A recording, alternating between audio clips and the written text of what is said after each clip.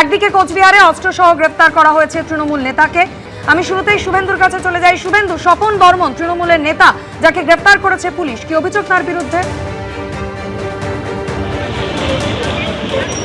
দেখো, স্বপন বর্মন কোচবিহার জেলা তৃণমূল যুব কংগ্রেসের জেলা সভাপতি এবং তার বিরুদ্ধে যেটা অভিযোগ যে গতকাল রাতে তার বাড়িতে তল্লাশি চালায় পুলিশ এবং সেখানে কিন্তু দেখা গেল যে তার কাছ থেকে একটি আগ্নেয়াস্ত্র এবং 1 রাউন্ড গুলি উদ্ধার করে এবং এরপরেই স্বপন বর্মনকে গ্রেপ্তার করা হয় এবং আজকে তাকে মাথাভাঙা মহকুমা আদালতে তোলা হবে। যেটা পুলিশ সূত্রে যেটা খবর যে স্বপন বর্মনের বিরুদ্ধে এর আগেও একাধিক মামলা রয়েছে।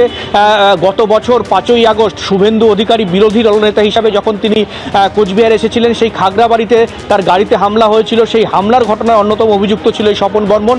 পাশাপাশি প্রাক্তন মাথাভাঙার বিজেপি বিধায়ক সুশীল বর্মনের গাড়িতেও হামলার অভিযোগ উঠেছিল এই স্বপন বর্মনের বিরুদ্ধে।